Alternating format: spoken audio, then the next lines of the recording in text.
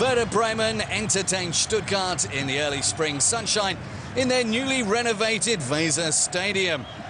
Tim Wiese, the goalkeeper, with a lot to think about. Last time these two teams met, he had to reach behind himself 6 times, 6-0 in Stuttgart before Christmas. 40,500 fans enjoying the game, well, up until the 13th minute, and it was Stuttgart 15th in the table with 29 points on the attack. Some good work from Molinaro, Pogrebniak, Wiese spills it, and Tomasz Heinl is there to open the scoring on just 13 minutes.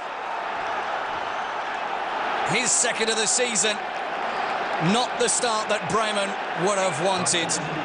They've not kept a clean sheet in their last 12 games.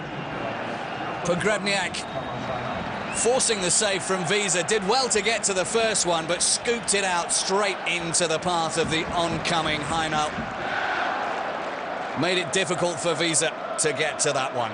So a great start for Stuttgart. Both of these teams desperate for points. 21 minutes gone. Bremen on the attack with Marco Marin. Good strike, but a good save from Sven Ulreich. Marco Marin getting into the starting lineup for a change in this game. More Bremen. Just 7 minutes later, Silvestre and Wesley. Wesley this time testing the gloves of Ulreich. 2 extremely good saves in the opening half an hour for Sven Ulreich. Bremen fans enjoying the fact that their team were getting more and more into this game. Thomas Schaaf in typical Thomas Schaaf pose. Doesn't often give anything away with his expressions. A minute later, corner from Frings. Borowski with a couple of chances. And eventually off the line from Tomasz Heinl. Bremen a little unlucky not to have scored on that occasion. Just past the half hour. Marin and Fritz with the cross.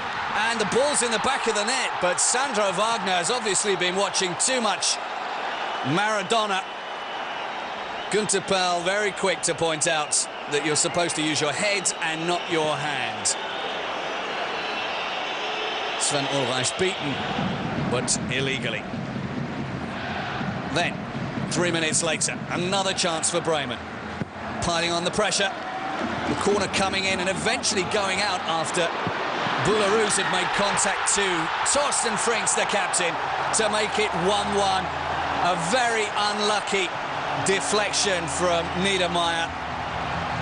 Slow motion shows everything. Niedermayer, who scored 5 goals himself, he's the joint best defensive scorer in the league at the moment, putting one past his own goalkeeper. His coach, Bruno Labbadia, shouting the odds from the touchline. 42 minutes gone, another Frings free kick, Borowski and Avdic denied on the line by Setanta. Bremen fans finding it hard to believe that their team was squandering so many chances. A minute before the break, and it's Bremen once more. Wesley gets the ball. The header now from Avdic, and that goes onto the bar as well. Bremen putting so much pressure on Stuttgart. They were starting to lose their cool, even with each other. Niedermayer and Kuzmanovic there with an exchange of views. Half-time there, and the score 1-1. Bremen fans optimistic possibly about the second half.